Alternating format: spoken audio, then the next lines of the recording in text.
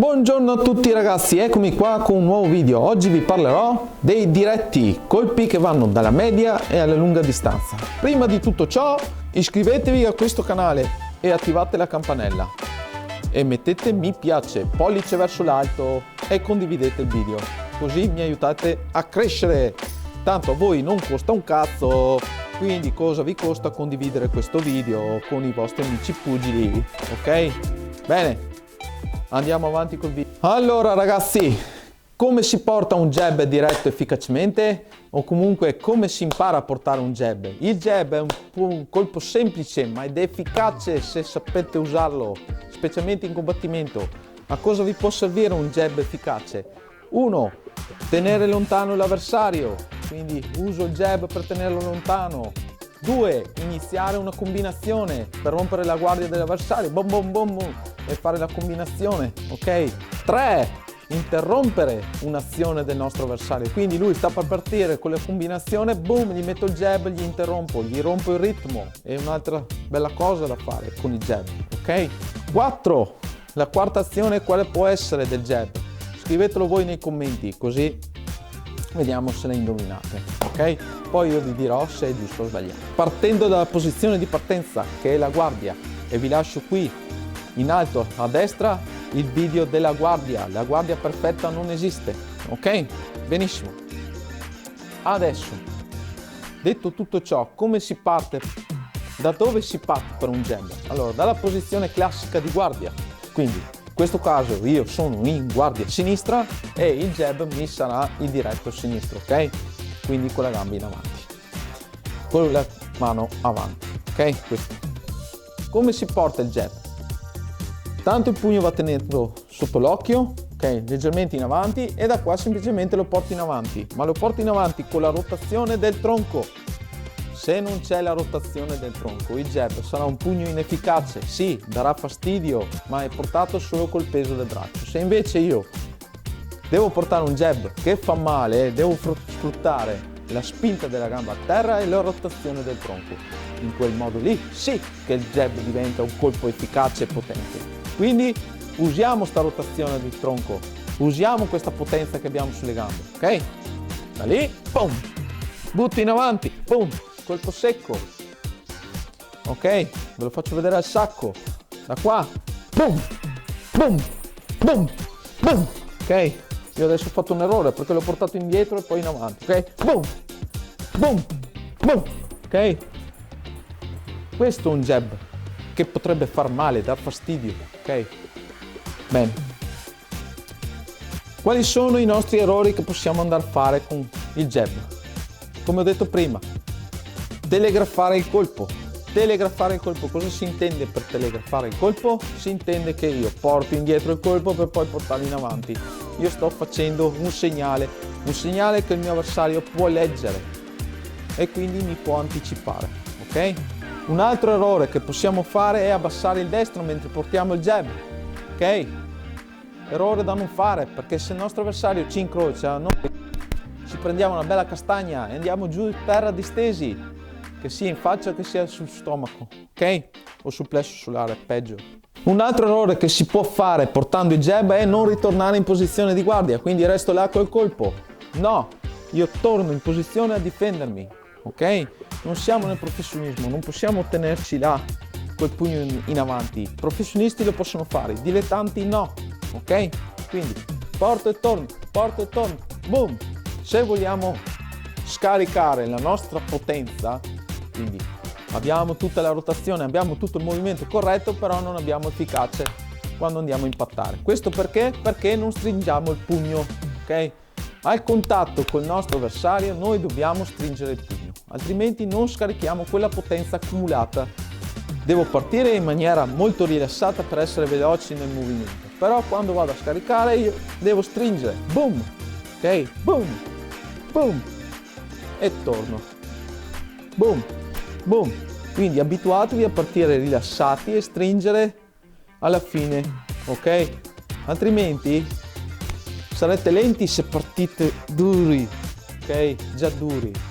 Se ricevo un colpo allora mi copro e mi irrigidisco quando mi arriva e lo cerco di assorbire il colpo, ok?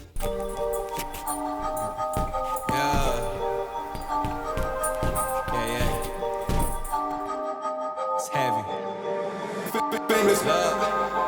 Yeah, I gotta keep it true.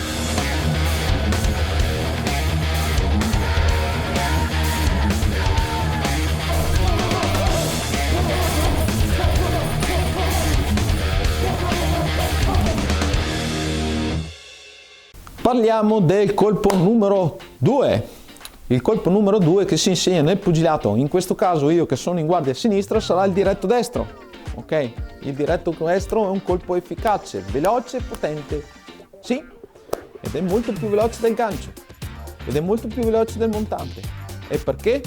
Perché il gancio e il montante devono fare una curva. Ok? Che sia dal basso verso l'alto o che sia da parallelo al terreno, ok? Deve sempre fare una curva.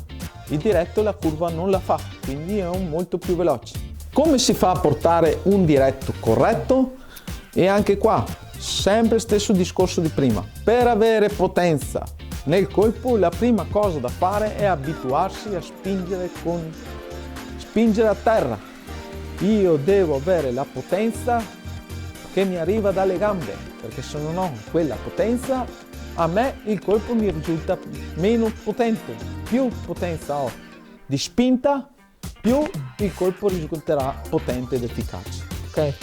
Sempre il discorso, spingo a terra, rotazione delle anche, rotazione del tronco, mentre ruoto la spalla in avanti, distendo il braccio, boom, distendo e torno, pa, e torno, boom, spingo, ok, boom, e torno, boom, e torno, boom. Okay. Questo è un diretto efficace, potente, che scarica potenza. L'errore che si fa nel diretto destro, primo errore che si fa, non fare la rotazione, cioè non spingere qua, io devo spingere qua, ok? Boom, questa cosa, devo fare questa cosa, ok? Io devo lanciare il pugno con la rotazione e non con il braccio, non devo partire prima di braccio e poi di rotazione, no, è la rotazione che mi spinge il braccio, no. Okay? E non il contrario. E anche qua l'errore che si fa è abbassare il sinistro mentre si porta il colpo, quindi fare tipo questo non va bene, perché come ho detto prima anche per l'altro pugno, se un mio avversario mi incrocia io mi prendo una castagna in faccia e non va bene, rischio di farmi male. Io devo attaccare ma anche difendere, a meno che non sia un fenomeno che riesco a schivare e faccio tante belle cose, ma non siamo tutti fenomeni, quindi impariamo all'inizio a difenderci. L'errore che fanno molti, ok, è lo sbilanciamento in avanti, specialmente quelli che iniziano, ok, si buttano in avanti, questo perché vogliono arrivare a colpire, si buttano in avanti e spingono anche il sacco, ok? Non va bene, io devo toccare, boom, boom, ok, io devo toccare e andare, ok? Ok, devo toccare, devo essere efficace. Un errore che si fa quando si porta il diretto destro, in questo caso se siamo in guardia sinistri, o un diretto sinistro se siamo in guardia destri, è alzare il gomito mentre si porta il colpo. Qua vado a telegrafare, vado a dare un segnale al mio avversario, oppure portare indietro il pugno per poi buttarlo in avanti. È un segnale che do al mio avversario, io non devo fare movimenti superflui, oltre il movimento che devo fare, perché do segnali al mio avversario. Io da qua semplicemente lo devo buttare in avanti, da qua lo spingo in avanti. Come dico prima, non è, se io faccio questo non è che il pugno mi diventa più potente, no, perché è sempre da qua che arriva la potenza. Il braccio dà un 10% di tutta la potenza del colpo, ok? Il resto arriva da qua e da qua. Andiamo a vedere l'utilizzo del diretto destro, cioè che cosa ci può servire il diretto destro? Chiudere una combinazione, quindi chiudiamo col diretto destro alla massima potenza per chiudere una combinazione, per far male, di principio. Parto subito col diretto destro per far male subito, boom, secco. E se sei veloce diventa un colpo efficace e potente, boom. E l'avversario magari delle volte non se l'aspetta. Quindi un altro utilizzo del diretto, ok, può essere anche un incrocio. Mentre schivo lo metto, incrocio il mio avversario, colpo che fa male, specialmente si raddoppia. Su un incrocio la potenza si raddoppia del colpo, perché c'è il peso del mio avversario che viene avanti e il mio peso che va in avanti.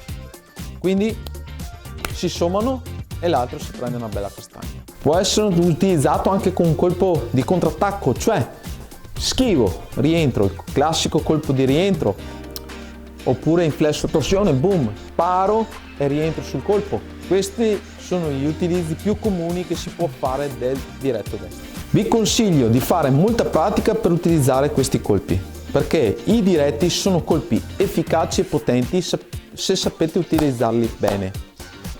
In un ring, in un incontro, sono colpi potenti, efficaci e vanno utilizzati. Non puntatevi a utilizzare solo il gancio, anche il diretto è un colpo efficace. Mettetevi là e praticate questi colpi. La pratica vi porta alla perfezione, ok? Non importa quanto tempo ci vuole, imparate bene il movimento. Più lo imparate meglio sarà efficace poi quando andrete a farlo a massima velocità, ok? Perché sarete coordinati meglio. Quindi la coordinazione porta a avere più efficacia nel colpo. Quindi fate tanta pratica, ve la consiglio. Vi do un consiglio pratico per migliorare specialmente sull'alzata del gomito. Vi mettete vicino a un muro, in questo caso io utilizzo il sacco, per fare il diretto più o meno alla distanza della spalla, ok? E vado a fare il diretto. Se io qua non tocco il sacco, ok? Vuol dire che io non sto alzando eccessivamente il gomito. Quindi ci sta. Se fate questo movimento, ok?